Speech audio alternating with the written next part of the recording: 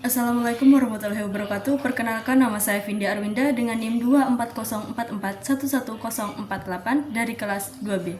Kali ini saya akan memperlihatkan model data berbasis record, di mana model data ini terdiri dari 3 model, yaitu hierarki, jaringan, dan relasional.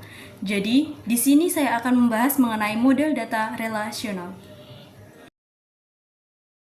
Basis data. Banyak sekali definisi tentang basis data yang diberikan oleh para pakar di bidang ini. Basis data atau juga disebut database terdiri dari 2 panggalan kata, yaitu kata dan base, yang artinya berbasiskan pada data, tetapi secara konseptual database diartikan sebuah koleksi atau kumpulan data-data yang saling berhubungan atau relation disusun menurut aturan tertentu secara logis sehingga menghasilkan informasi.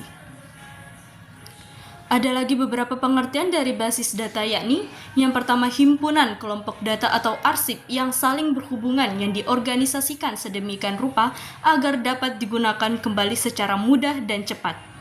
Kumpulan data yang saling berhubungan yang disimpan secara bersama dengan tanpa adanya pengulangan atau redundansi yang tidak perlu untuk memenuhi berbagai kebutuhan. Kumpulan file atau tabel atau arsip yang saling berhubungan yang disimpan dalam media penyimpanan elektronis. Lanjut, untuk istilah-istilah dalam model relasional terdapat beberapa, yakni yang pertama, tabel, yaitu isinya data atau data itu tabel.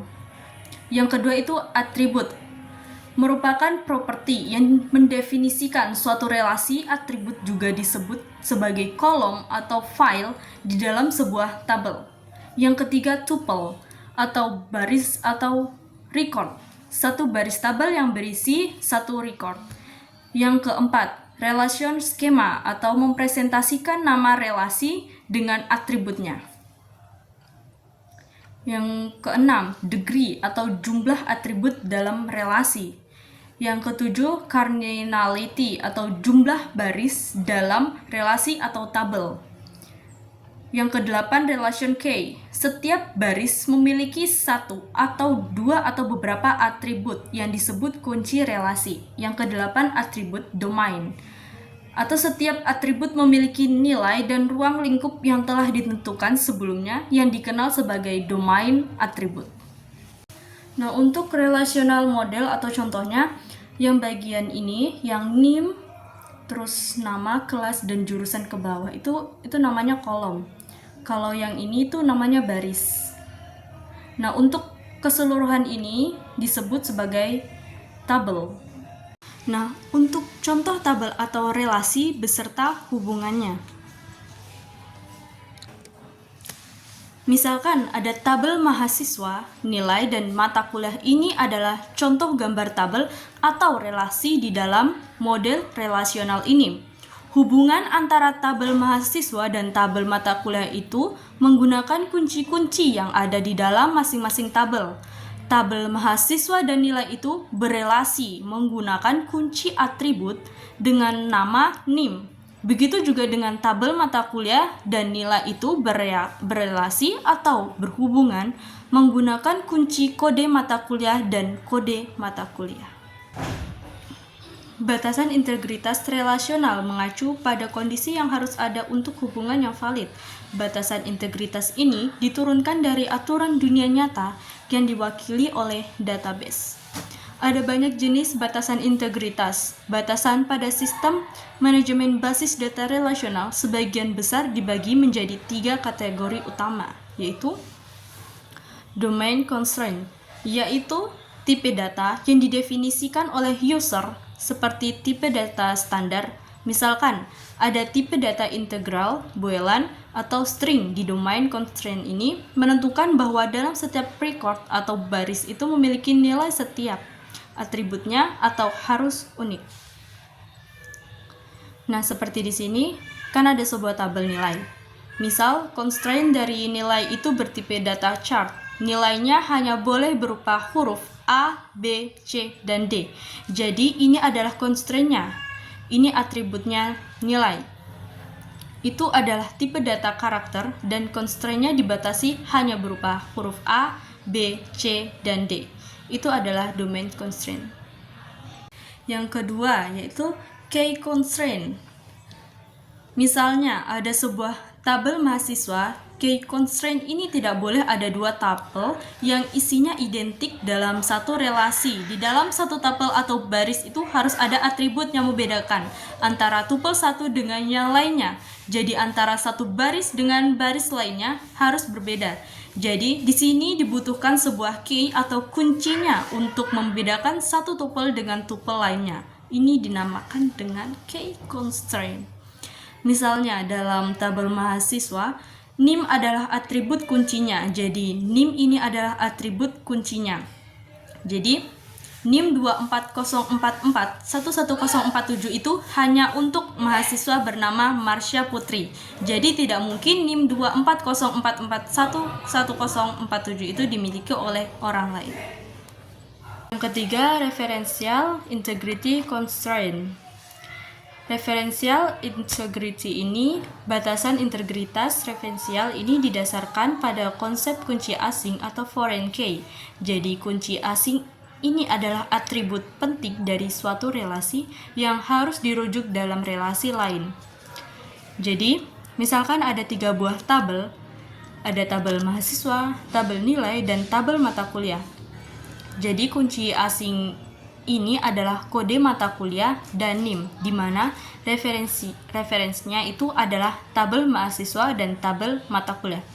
Di dalam tabel mahasiswa, NIM itu adalah sebagai primary key. Kemudian di dalam tabel mata kuliah, kode mata kuliah adalah primary key-nya, sedangkan di tabel nilai itu dijadikan sebagai foreign key.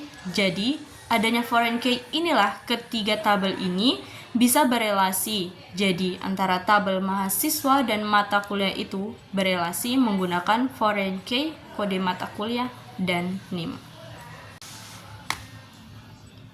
Selanjutnya, kunci relasi berdasarkan jumlah atribut penyusunan dapat diklasifikasikan menjadi 2. Yang pertama, kunci sederhana atau single key tersusun atas satu atribut. Yang kedua, kunci komposit atau composite key tersusun atas gabungan beberapa atribut. Berdasarkan jenisnya terdapat 5 kunci, yaitu yang pertama super key, candidate key, primary key, alternate key, dan foreign key.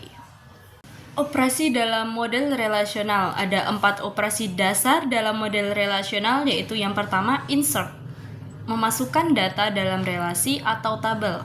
Yang kedua, perintah delete digunakan untuk menghapus tuple dari relasi atau tabel.